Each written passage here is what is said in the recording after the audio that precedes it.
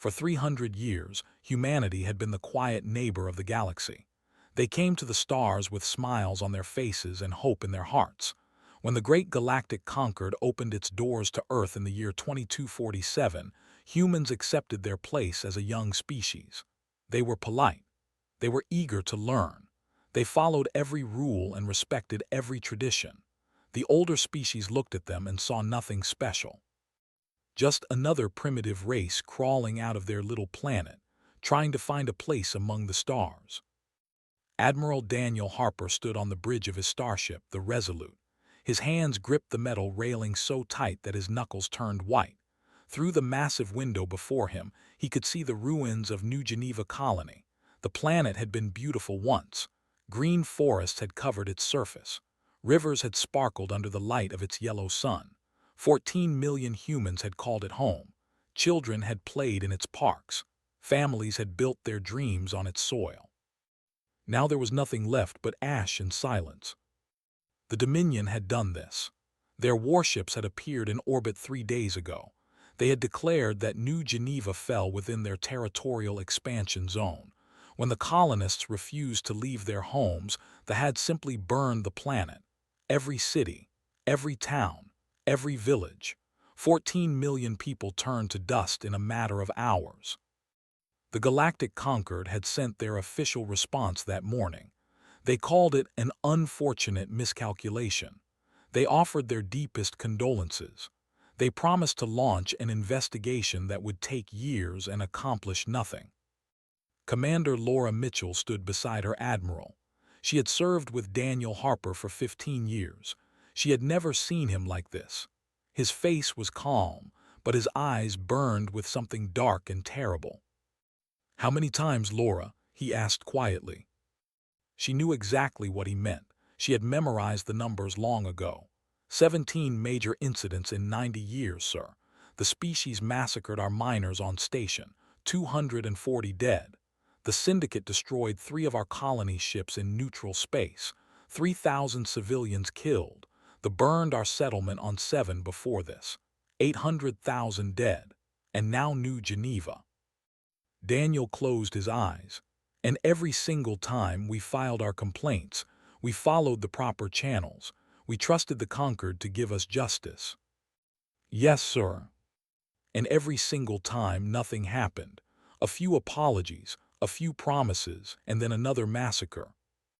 Laura said nothing. There was nothing to say. Thousands of light years away, on the blue and green planet called Earth, President Cole walked into the Parliament chamber of the United Human Federation. Representatives from every human colony filled the seats. Some were crying. Some were shouting. Some sat in stunned silence, unable to process the horror of what had happened. Cole was 53 years old.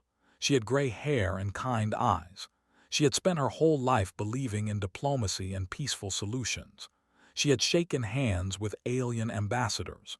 She had signed treaties and trade agreements. She had always believed that if humanity showed good faith, the galaxy would eventually accept them as equals. That belief had died with New Geneva. She stepped up to the podium and waited for silence. It took several minutes. When the chamber finally grew quiet, she began to speak. Her voice was steady, but every word carried the weight of grief and rage. We came to the stars with open hands. We shared our art and our music. We gave away our medical knowledge freely. We asked for nothing except peace and the chance to grow alongside our galactic neighbors. For 300 years we have been patient. We have been kind. We have forgiven every insult and every injury. She paused and looked across the chamber. In return, we have received scorn. We have been called primitives and children. We have been cheated in trade agreements. Our people have been enslaved on alien mining stations. Our ships have been destroyed for sport. Our colonies have been burned to ash. And when we asked for justice, we were told to be patient, to wait, to trust the system. Her voice grew harder. The Galactic Concord has made their position very clear. Human lives do not matter. Human pain is not important. Human patience is infinite, and human forgiveness is guaranteed. She leaned forward. They were wrong about all three. The chamber erupted in shouting. Some representatives demanded immediate war. Others called for calm and reason. Raised her hand, and slowly the noise died down. "I am not calling for war," she said. "War implies a conflict between equals. What I am calling for is something different. I am calling for consequences. For 300 years, the galaxy has believed that humanity is weak, that we are soft, that we can be pushed and abused without any response. Today, that belief ends." She turned to her Secretary of Defense, a tall man named Christopher. He nodded once and pressed a button on his console. "Effective immediately," continued, "all human ambassadors are being recalled from every alien world. All trade agreements are suspended. All cultural exchanges are canceled. Humanity is withdrawing from galactic society." Gasps filled the chamber. But that is not all. While we have been playing the role of the peaceful newcomers, we have also been preparing, quietly, carefully. For 300 years, we have hidden our true capabilities. We let the galaxy believe we were technologically inferior. We let them think our military was weak. We did this because we hoped we would never need to reveal the truth. Her eyes hardened. That hope is dead now, buried with 14 million of our people on New Geneva. That night, a single encrypted message was sent to every human ship, station, and colony in the galaxy. It contained only 3 words: Protocol Omega active.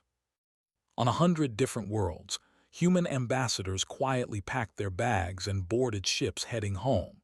In hidden shipyards buried in asteroid fields and hidden in the clouds of gas giants, workers received new orders. Factories that had been running at 10% capacity suddenly roared to life. The alien species of the galaxy barely noticed any of this. They laughed about the human withdrawal at their dinner parties. They made jokes about crying primitives. The syndicate calculated how much money they would make now that human competition was removed from the market. None of them understood what was happening. None of them could imagine what was coming. For 300 years, humanity had absorbed every blow and smiled through every insult. The galaxy had mistaken this patience for weakness. They were about to learn how wrong they were. 6 months passed after the destruction of New Geneva. In that time, humanity became a ghost. Human trade ships stopped arriving at alien ports. The merchants who had once filled the markets of 100 worlds with Earth goods simply vanished. The music that aliens had grown to love, the films they had secretly watched, the art they had pretended to ignore but quietly admired, all of it stopped coming. At first, nobody cared. The Dominions celebrated their easy victory. High Chancellor threw a grand feast to honor the commanders who had burned New Geneva. He stood before his generals and raised a glass of expensive wine. "The humans have finally learned their place," he announced with a cruel smile. "They have crawled back to their little corner of the galaxy to lick their wounds. Give them a decade and they will come back, begging for scraps as they always do." His generals laughed and cheered. None of them noticed the quiet fear in the eyes of their intelligence officers. The syndicate was more concerned about profits than politics. Their leader, a fat and greedy creature named Syndicate Lord, called an emergency meeting when he realized that human products had disappeared from the market. "Find out what happened to the human traders," he ordered. "Their coffee and chocolate were bringing us excellent profits." His agents searched but found nothing. Every human they tried to contact had already left. Every human business had closed its doors. It was as if an entire species had simply decided to stop existing. Ambassador Alva was the first to bring the matter before the Galactic Concord. He stood in the great council chamber, his 4 arms waving with agitation. "Where are the humans?" he demanded. "Their absence is becoming a problem. Our economies relied on their trade goods. Our entertainment industries used their content. This silence is unacceptable." High Chancellor waved a dismissive hand. "They are sulking, nothing more. Humans are emotional creatures. They cry easily and hold grudges, but they are also weak. They need us more than we need them. Soon enough, hunger and poverty will drive them back to us. But not everyone in the chamber was so confident. The ambassador, a wise and ancient being named Elder, spoke up. I have studied humans for many decades. They are not what they appear to be. Their history is filled with stories of patience followed by terrible violence. They destroyed themselves with weapons of unimaginable power long before they reached the stars. They rebuilt their world from the ashes of nuclear fire. Perhaps we should not assume we know what they are planning. Laughed. You give them too much credit, Elder. They are primitives, nothing more. Elder said nothing else, but his eyes were troubled. Far away from the politics and gossip of the conquered, humanity was hard at work.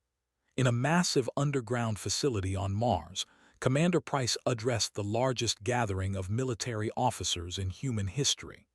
The room was filled with admirals, generals, captains, and commanders from every branch of the United Human Federation Armed Forces. For 3 centuries, we have hidden our true strength. When we first encountered alien life, we made a choice. We decided to appear weak. We showed them only a fraction of our technology. We kept our best weapons in storage. We trained our soldiers in secret. We built shipyards where no one could find them. We did all of this because we hoped that the galaxy would eventually accept us as friends. He paused and looked across the sea of uniforms. That hope is gone now. 14 million of our people are dead and the galaxy laughed about it. The time for hiding is over. The time for patience is over. Now is the time for consequences. He pressed a button and a holographic image appeared behind him. It showed a warship unlike anything the galaxy had ever seen.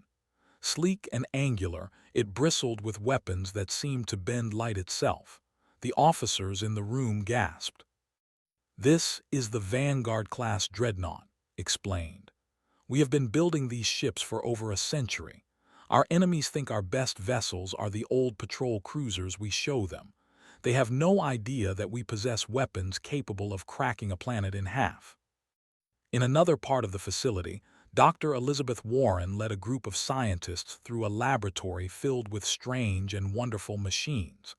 She was the head of Project Prometheus, humanity's most secret research program. The other species believed our technological progress was slow because we were inferior, she told her team. In reality, we were being careful. We remembered our own history. We remembered how quickly powerful weapons can destroy civilizations. So we developed our technology quietly, hoping we would never need to use it. She stopped in front of a massive device that hummed with energy. This is a dimensional fold drive. It allows our ships to travel through a dimension that the other species do not even know exists. We can appear anywhere in the galaxy without warning. We can strike and vanish before they even know what happened. One of the younger scientists raised his hand. Why did we hide all of this? If we had shown them our strength, maybe they would have respected us. Elizabeth shook her head sadly. We did not want to be feared. We wanted to be liked. We wanted to prove that a species could be both powerful and peaceful. But the galaxy taught us a harsh lesson. In a universe filled with predators, being peaceful is not enough. You must also be dangerous. Back on Earth, President Cole held a final meeting with her cabinet. Secretary of Defense Christopher presented the battle plans on a large screen. Red markers showed the positions of enemy fleets. Blue markers showed where human forces would strike. We will hit them everywhere at once, Christopher explained. The fleet near the Expanse, the mining operations, the Syndicate headquarters, simultaneous attacks that will cripple their military power before they even understand what is happening. And After asked, what then? That depends on them. If they surrender and agree to pay for their crimes, we will accept peace. If they resist, we will continue until they have nothing left. Studied the map for a long moment. She thought about the 14 million dead on New Geneva. She thought about the 3,000 killed on the colony ships. She thought about the miners who had been worked to death on alien worlds. She thought about every insult and every injury that humanity had suffered in 3 centuries of patient diplomacy. "Begin the operation," she said quietly. Christopher nodded and sent the order. Across the galaxy, human ships powered up their engines and prepared to jump. Soldiers checked their weapons and said goodbye to their loved ones. Pilots climbed into cockpits and waited for the signal. After 300 years of silence, humanity was about to speak. And when they did, the galaxy would never be the same again. Admiral was having a good day. He sat in the command chair of his flagship, the Dominion's Pride, surrounded by 40 of the most powerful warships in the fleet. They were stationed near the Expanse, the region of space that had once belonged to the humans before they had claimed it. The ashes of New Geneva still floated somewhere in this sector, a reminder of superiority. Was reviewing supply reports when his sensor officer suddenly screamed. The young's voice cracked with terror as he stared at his console. "Contact! Multiple contacts! They came out of nowhere." Jumped to his feet. "What are you talking about? Show me." The main screen flickered and displayed the space around the fleet. What saw made his blood run cold. Ships were appearing all around them, not jumping in through hyperspace like normal vessels. They were simply materializing out of nothing, as if reality itself was giving birth to an armada. 200 massive dreadnoughts formed a ring around the fleet. Behind them came 1,000 smaller ships, cruisers and destroyers and frigates that moved with perfect coordination. The 40 warships were surrounded like a group of children caught by wolves. A voice echoed across every communication channel. It was calm and cold and absolutely without mercy. "This is Admiral Daniel Harper of the United Human Federation. You have exactly 60 seconds to power down your weapons and surrender.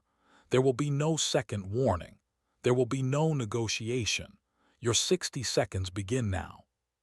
Stared at the screen in disbelief. Humans. These were human ships, but that was impossible. Human ships were slow and weak. Their weapons were primitive. Their shields were paper thin. Everyone knew this. Everyone had seen the pathetic human patrol vessels that barely functioned. But these ships were different. They were huge and sleek and covered in weapons that glowed with strange energy. His tactical officer ran a scan and went pale. "Admiral," he whispered, "their shields are reading at levels I have never seen before, and their weapons appear to be some kind of dimensional technology. We have nothing in our database that matches this." Made his decision. He was an admiral. He had conquered a dozen worlds. He would not surrender to a bunch of humans. All ships, open fire, destroy these primitives. The fleet unleashed everything they had. Missiles and energy beams and kinetic rounds filled the space between the two fleets. The firepower would have destroyed a small moon. It did nothing. The human shields absorbed every attack without even flickering. The weapons that had burned New Geneva, the weapons that had made the terror of the galaxy, bounced off like raindrops on stone. Then the humans fired back. Commander stood on the bridge of the dreadnought Vindication. He had lost his sister on New Geneva. She had been a teacher there, helping young colonists learn about Earth history. Now she was ash, and the ones who had killed her were right in front of him. His weapons officer, Lieutenant Sanders, reported in a steady voice. "All targets locked, weapons charged and ready." "Fire," said. The Vindication's main gun spoke. A beam of pure white energy, brighter than a star, lanced across space and struck the Dominion's Pride. The flagship did not explode. It simply ceased to exist. One moment it was there, and the next there was nothing but scattered atoms. Across the battlefield, the same scene repeated again and again. Human weapons tore through shields like they were made of paper. Ships tried to flee, but the human vessels moved faster than anything they had ever seen. In 4 minutes, 38 warships were reduced to debris. Only 2 survived, deliberately spared so they could carry news of the massacre back to their people. Admiral Daniel Harper watched the last of the ships limp away. He felt no joy, only a cold satisfaction that justice had finally begun. "Send the signal," he ordered. "Begin all secondary operations." Across the galaxy, humanity struck as one. On a distant moon that had built their greatest mining operation, 10,000 humans had been brought there as slaves, worked until they died, and then replaced with fresh prisoners. The overseer, a brutal creature named Or, was eating his dinner when the alarms began to wail. Human descended from the sky like falling stars. Marines in powered armor hit the ground running. They moved through the mining complex with terrible efficiency, killing every soldier they found. Or tried to hide in his command center, but the humans found him. Captain kicked down the door and pointed his rifle at the overseer's head. 10,000 humans died in this place. Do you remember any of their names?" Or tried to speak, but his voice would not work. "I do," said. "I remember all of them." The syndicate thought they were safe. Their headquarters was a fortress built into an asteroid, protected by shields and weapons and thousands of guards. They had laughed about the humans just yesterday. They had made jokes about how easy it was to destroy human ships. They were not laughing now. Captain Cole led the assault team that breached the fortress walls. She was young, only 28, but she had trained for this mission her entire adult life. Her grandfather had died on one of the colony ships that they had destroyed. The syndicate guards fought hard, but they were not prepared for what they faced. Human soldiers moved faster and hit harder than anything they had ever encountered. The battle for the fortress lasted 3 hours. When it ended, the military was broken. Stood before the syndicate lords, who cowered in their council chamber. Fat and frightened, they begged for mercy and offered bribes. "You killed 3,000 humans on those colony ships," said quietly. "You laughed about it in this very room. You made jokes about how easily humans die." She stepped closer, and the syndicate lords shrank back in terror. "We do not die easily, but you are about to learn that we kill very well when we need to." By the time the sun rose on Earth, the first phase of the operation was complete. The fleet was destroyed. The mining operations were liberated. The syndicate was shattered. Humanity had struck with a speed and power that the galaxy had never seen before. And this was only the beginning. President Cole received the reports in her office. She read them carefully, noting the casualties on both sides. Human losses were minimal. Enemy losses were catastrophic. "They understand now," she said quietly. "They understand what we are capable of." Christopher nodded. "The question is whether they will surrender or keep fighting." Looked out her window at the night sky. Somewhere out there, alien species were learning a lesson they would never forget. "That is their choice to make," she said. "We have made ours." The great council chamber of the Galactic Concord had never seen a day like this. For 1,000 years, this room had been a place of order and tradition. The powerful species sat in their high seats and made decisions that shaped the lives of trillions. They argued and negotiated and sometimes threatened, but always with the confidence that came from knowing they ruled the galaxy. That confidence was gone now. The chamber was filled with chaos. Ambassadors shouted at each other. Military officers rushed in and out with terrible news. The massive screens on the walls showed images of destroyed fleets and burning installations. The section of the chamber was nearly empty, their representatives too ashamed to show their faces after the annihilation of their fleet. High Chancellor stood at the central podium, trying to restore order. But his voice was shaking, and everyone could see the fear in his eyes. "The humans have destroyed 60% of our fleet," he announced, as if the others did not already know. "They have occupied Prime. They are begging for peace. This is an act of war against the entire Concord." Ambassador Al of the Syndicate rose from his seat, his 4 arms trembling with rage and terror. "Where are the human representatives? We demand to speak with them. They cannot simply attack us without consequences." "Without consequences," someone shouted from the back of the chamber. We burned their colonies and laughed about it. What consequences did we face? The chamber erupted in argument. Some species called for immediate counterattack. Others demanded surrender. A few simply sat in stunned silence, unable to believe what was happening. Then the great doors of the chamber swung open. Ambassador walked in slowly and calmly. He was a thin man with gray hair and glasses. He looked more like a professor than a diplomat. Behind him walked two human marines in full combat armor, their faces hidden behind black visors. Their weapons were not drawn, but everyone in the chamber knew what those soldiers could do. And behind them came something else. A holographic projection, 10 meters tall, showing the image of President Cole. She appeared to float above the council floor, looking down at the assembled aliens with an expression that was neither angry nor cruel. It was simply tired. The chamber fell completely silent. For 300 years, began, her voice filling every corner of the room, humanity asked for nothing but fairness. We contributed to this concord. We shared our knowledge freely. We gave you medicine that saved millions of lives. We gave you art that moved your hearts.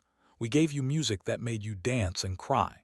We believed that if we showed good faith, it would be returned to us. She paused and looked across the sea of alien faces. We were naive.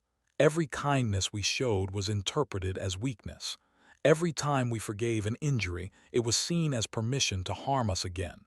You taught us a valuable lesson, and we are grateful for it. High Chancellor found his voice. What do you want? He asked, his words barely above a whisper. Acknowledgement, replied. Every species that has harmed humanity will pay reparations. The cost of New Geneva alone is 14 million lives. The cost of our colony ships is 3,000 more. The cost of our enslaved miners is beyond counting. You will pay for every single one of them. That is impossible, protested. The amounts would bankrupt entire civilizations. Then perhaps you should have thought about that before you killed our people. Ambassador Al spluttered with outrage. You cannot dictate terms to the Galactic Concord. We are the greatest powers in the galaxy. We have ruled these stars for 1,000 years. You are nothing but newcomers. Smiled, but there was no warmth in it. We are nothing. We dismantled your largest fleet in 4 minutes. We captured your fortress in 3 hours. Your technology is a century behind what we deployed last week. She leaned forward slightly. And right now, half of the species in this room are already negotiating secret treaties with us, hoping to avoid our wrath. They know the truth even if you refuse to see it. The silence that followed was deafening. Several ambassadors looked away, unable to meet the eyes of their colleagues, had spoken the truth and everyone knew it. Ambassador stepped forward. He removed his glasses and cleaned them slowly, a simple human gesture that somehow seemed more threatening than any weapon. We do not seek conquest, he said in a soft voice. We do not desire empire. We are not here to destroy you or enslave you or take your worlds. That is not who we are. He put his glasses back on and looked around the chamber. What we want is simple: respect. Treat humanity as equals. Honor your agreements with us. Stop killing our people and laughing about it. Do this and we can build something better together. We can be partners instead of enemies. We can share our knowledge and our art and our dreams. His voice hardened just slightly. But if you choose otherwise, remember this moment. Remember that we gave you a choice. Remember that we asked for peace before we demanded it. And remember what happens when humanity's patience ends. Elder of the rose from his seat. Unlike the others, he did not seem afraid. He seemed sad. I warned them, he said quietly. I told them that humans were not what they appeared to be. I told them that your patience should not be mistaken for weakness. He bowed his head. On behalf of I offer our apologies for the crimes committed against your people. We were not the ones who attacked you, but we did nothing to stop those who did. That makes us guilty as well. Nodded slowly. They will be remembered as the first to seek peace. That will count in your favor. One by one, other ambassadors began to stand. The smaller species, the ones who had never dared to challenge the came forward to offer their support. They had watched humanity suffer for 3 centuries. Many of them had suffered similar abuses themselves. Now, for the first time, someone was standing up to the bullies. High Chancellor watched his coalition crumble before his eyes. The species who had once followed him without question were now abandoning him. His fleet was destroyed. His allies were deserting him. He had nothing left. "What would you have us do?" he asked, his voice broken. "Sign the treaty we have prepared," said. "Acknowledge your crimes. Pay the reparations we demand. Allow our observers to ensure you keep your word. Do this and there will be peace." "And if we refuse?" Answered before the president could speak. "Then the next fleet we send will not stop at 60% of your ships. It will not stop until there is nothing left." Looked around the chamber one last time. He saw no support, no hope, no way out. With trembling hands, he picked up the treaty document that a human marine had placed before him. "The Dominion agrees to your terms," he whispered. It was not a victory celebration that night. Humanity did not dance in the streets or fire weapons into the air.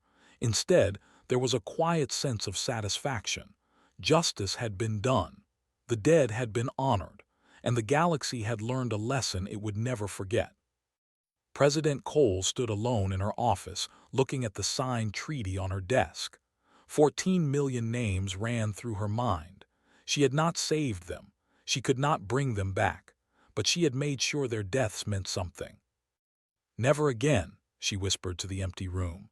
"Never again." 1 year had passed since the day that became known as the Reckoning. The galaxy was a different place now. The old powers that had ruled through fear and cruelty were broken. New alliances were forming. New possibilities were emerging. And at the center of it all stood humanity, no longer the quiet newcomer but the species that had changed everything. Admiral Daniel Harper stood on the observation deck of Unity Station, a massive human installation that floated at the heart of conquered space. Through the great windows, he could see ships from a dozen different species coming and going. Trade vessels and diplomatic shuttles and scientific expeditions all passed through these halls. A year ago, such a sight would have been impossible.